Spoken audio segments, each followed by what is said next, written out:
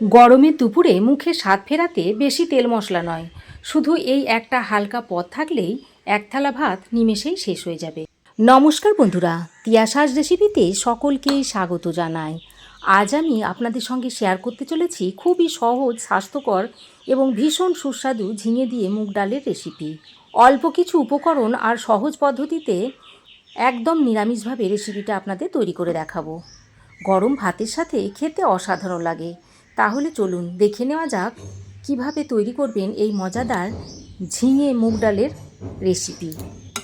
তাহলে চলুন প্রথমে আমি মুগের ডালটা ভেজে নিচ্ছি। তার জন্য একটা কড়াই গরম করে দিয়ে দিচ্ছি মুগ ডালটা।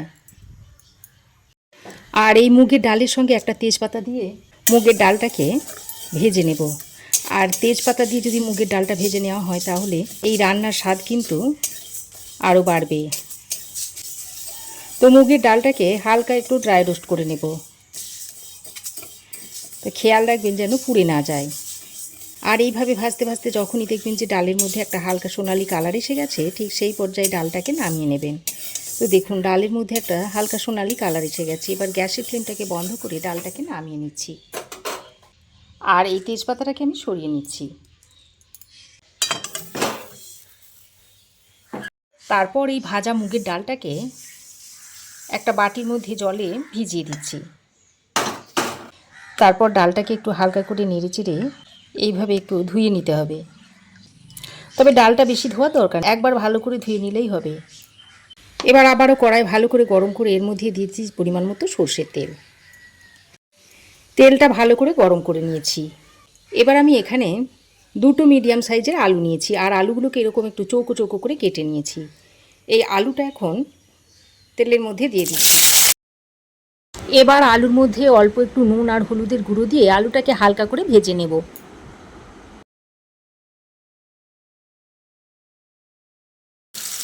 আর আলুটাকে এমনভাবে ভাজতে হবে যেন 30 থেকে 40% মতো আলুটা কুক হয়ে যায়। ওদিকে আলুটা ভাজা হতে হতে এদিকে আমি 3টে ঝিঙে নিয়েছি। এবার এই ঝিঙে 3টেকে কেটে নেব। প্রথম তো ঝিঙে দু সাইডটা একটু কেটে ফেলে দিচ্ছি। তারপর ঝিঙেটাকে এইভাবে খোসা ছাড়িয়ে নিচ্ছি। অল্প অল্প একটু খোসা রেখে রেখে ঝিঙেটাকে ছাড়িয়ে নেবেন, তাহলে টেস্টটা ভালো আসবে।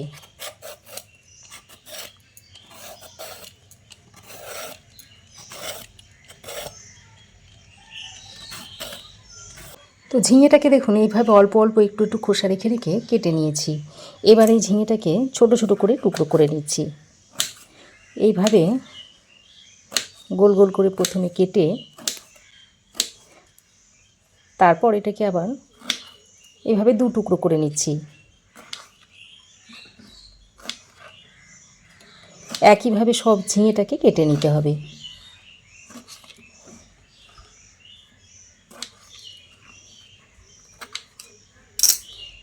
তো দেখুন এইভাবে আমি ঝিঙেটাকে ছোট ছোট টুকরো করে নিয়েছি। এবার এই ঝিঙেটা কেটে নেওয়া হয়ে গেলে জলের মধ্যে ডুবিয়ে দিচ্ছি।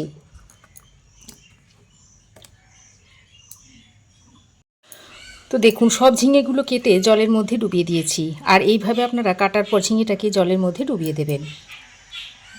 তো ওদিকে ঝিঙেটা কাটা হতে হতে এদিকে দেখুন আলুটা দেখুন খুব সুন্দর ভাজা হয়ে গেছে। আর আলুর মধ্যে দারুণ একটা সুন্দর রং এসেছে। এবার এই ভাজা আলুগুলোকে তেল ছেঁকে তুলে নিচ্ছি। তুলে একটা প্লেটের মধ্যে রেখে দিচ্ছি। আলু ভেজে তুলে নেওয়ার পর ওই তেলের মধ্যে ফোড়নে দিয়ে দিচ্ছি হাফ চামচ পরিমাণ 5 ফোড়ন, দিয়ে দিচ্ছি একটা শুকনো লঙ্কা, আর ওই যে তেজপাতাটা তুলে রেখেছিলাম সেটা দিয়ে দিচ্ছি। এবার ফোড়নটাকে খুব ভালো করে মিশিয়ে নিচ্ছি। তারপর ফোড়ন থেকে যখন একটা মিষ্টি গন্ধ ছাড়বে সেই পর্যায়ে এখানে আমি হাফ ইঞ্চ মতো আদার টুকরো নিয়েছি, সেটা এখানে গ্রেট করে দিয়ে দিচ্ছি। আমি এখানে আদাটাকে গ্রেট করে দিচ্ছি, আপনারা আদাটাকে কুচিয়েও দিয়ে দিতে পারেন। আদাটাকে গ্রেট করে দিয়ে তারপর ফোড়নের সঙ্গে আদাটাকে আরও 2 মিনিট মতো ভেজে নিচ্ছি। এতে করে আদার কাঁচা গন্ধটা চলে যাবে। আর যখনই আদার কাঁচা গন্ধটা চলে যাবে ঠিক সেই পর্যায়ে মুগ ডালটাকে জল ছেঁকে এর মধ্যে দিয়ে দিতে হবে। তারপর এই মুগ ডালটাকে 2 মিনিট মতো একটু কষিয়ে নিতে হবে। তারপর এখানে দিয়ে দিচ্ছি একটা মিডিয়াম সাইজের কুচনো টমেটো। টমেটোটা দিয়ে মুগ ডালের সঙ্গে ভালো করে মিশিয়ে নিচ্ছি।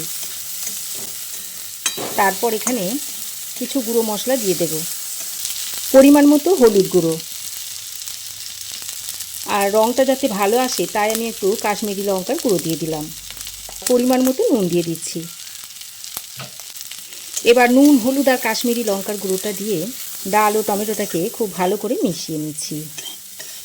তবে কাশ্মীরি লঙ্কার গুঁড়োটা আপনারা চাইলে দিতেও পারেন, আর না চাইলে নাও দিতে পারেন।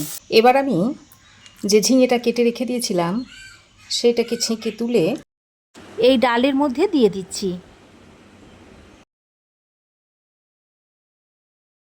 ঝিঙেটা দিয়ে মুগ ডালের সাথে খুব ভালো করে মিশিয়ে নিচ্ছি।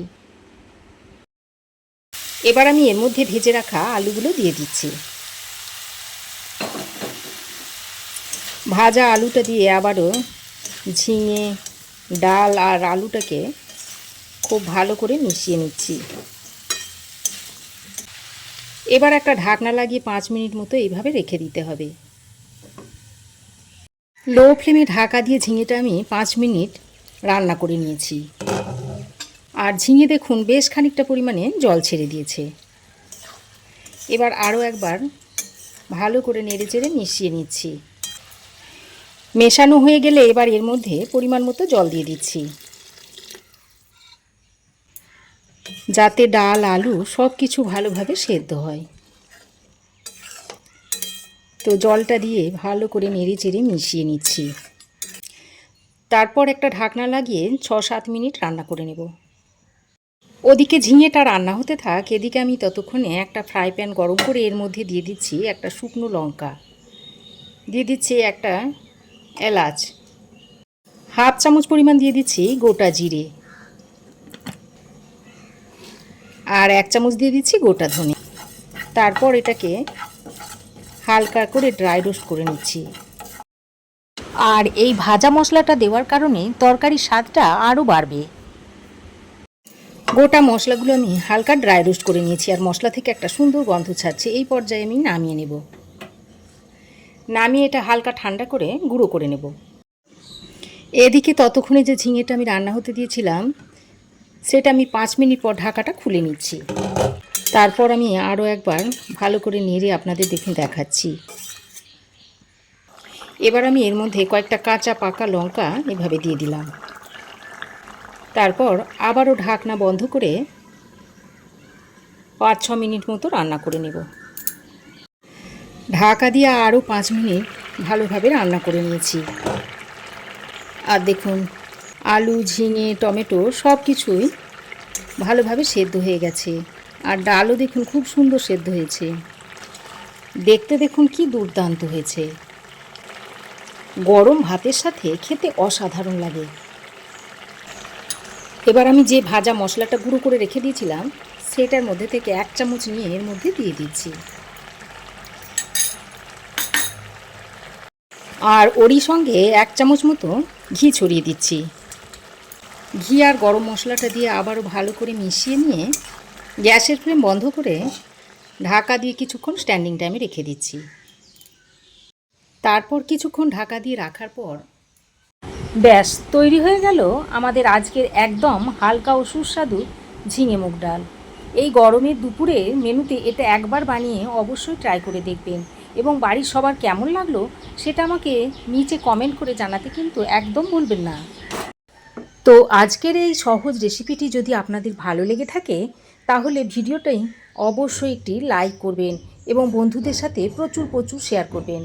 আর আপনি যদি আমার চ্যানেলে নতুন হয়ে থাকেন তবে এই রকম আরও সুন্দর সুন্দর ঘরোয়া রেসিপি পেতে চ্যানেলটি এখনই সাবস্ক্রাইব করে পাশে থাকা বেল আইকনটি প্রেস করে রাখুন। আজ তাহলে এই পর্যন্তই। দেখা হচ্ছে আগামী পর্বে নতুন কোনো দারুণ রেসিপির সাথে। সবাই ভালো থাকবেন, সুস্থ থাকবেন। ধন্যবাদ।